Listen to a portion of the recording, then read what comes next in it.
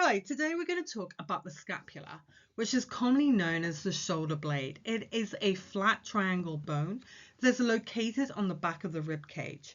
It plays a really important role in shoulder movement and stability, connecting the humerus to the clavicle and forming part of the shoulder joint. Now, the scapula has several important landmarks, including the spinous scapula, acromion, coracoid process, and the glenoid cavity, where it articulates with the humerus. These structures allow for a wide range of shoulder motions, such as lifting, rotating, and stabilizing the arm during movement. So let's have a look at the three borders of the scapula. So we have the superior border, the lateral border, and the medial border. And their names kind of explain where they are.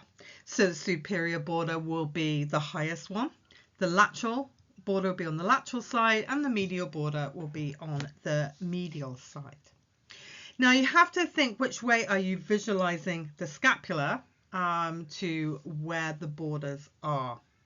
So I always find the glenoid cavity. So if we look at here, which is number 2, so we're looking at the scapula face on, as if someone's standing in front of you and we're looking at the scapula that way. So number 2 is the glenoid cavity, as we can see here.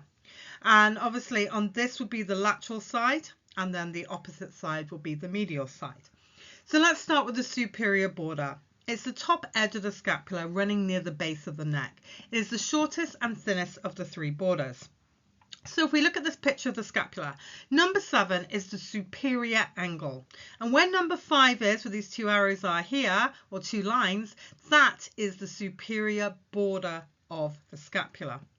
Now let's look at the lateral border. So the lateral border is also known as the axillary border, and this edge runs along the side of the scapula towards the armpit.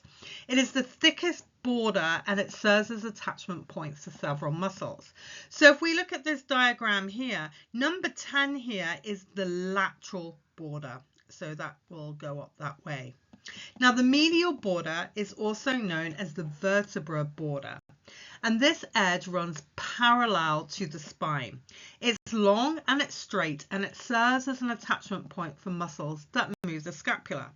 So looking at this diagram here, number 8 is the medial border. So the scapula has 3 processes: the acromion process, the spinous process, which is also known as the spinous scapula, and the coracoid process. So let's start and talk about the acromion process. It's a bony projection off the top of the scapula that forms the highest point of the shoulder. It connects with the clavicle to form the acromion-clavicular joint, also known as the AC joint. If we look at these pictures here, on the top one, on the green top bit here, that is the acromion. And you can actually easily palpate it. It's a flat surface on the top of the scapula. If we then look at the picture below, it is right on number 4. So it kind of just sits there. It's kind of just a flat thing that kind of sticks out if you want to make it technical. We then have the spinous process, so the spinous scapula. Now this is a ridge that runs horizontally across the posterior, so the back surface of the scapula, and it divides the dorsal surface into 2 regions. And it serves as an attachment site for muscles like trapezius and deltoid. Now, if we look at the top picture, because you can't see it at the bottom picture, because we're looking at it from a different angle, you've got your acromion, and if you follow the acromion all the way down to the medial aspect of the medial border, that is the spinous scapula. And you can kind of grab it. It's really easy to palpate. Now the coracoid process is a hook-like structure on the anterior front surface of the scapula, and it provides attachment points for muscles such as pec minor, coracoid brachialis, and the short head of the bicep brachii. Now looking at the bottom picture, if you see number 3 here, it's kind of a beaky kind of thing. That is the coracoid process. And you can palpate it as well with patients. Now, I've kind of mentioned this before. There are 2 surfaces to the scapula.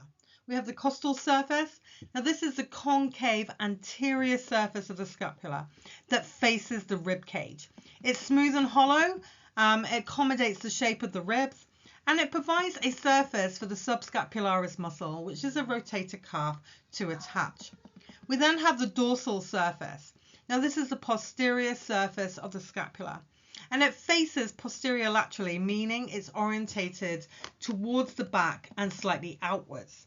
This surface is divided by the spinous scapula into the supraspinatus and infraspinatus fossas, where the supraspinatus and infraspinatus, which are rotator cuff muscles, attach. Now, just to mention the inferior angle. So if we look at this picture, the inferior angle is number 9. So it's right at the bottom of the scapula.